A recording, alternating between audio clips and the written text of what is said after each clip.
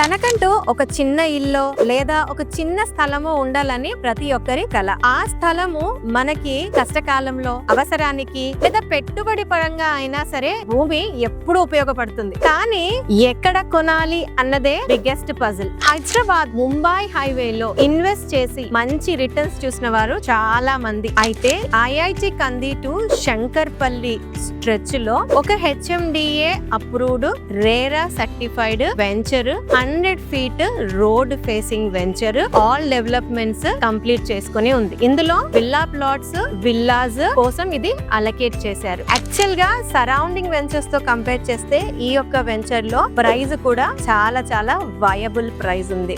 Bank loan facility ఉంది.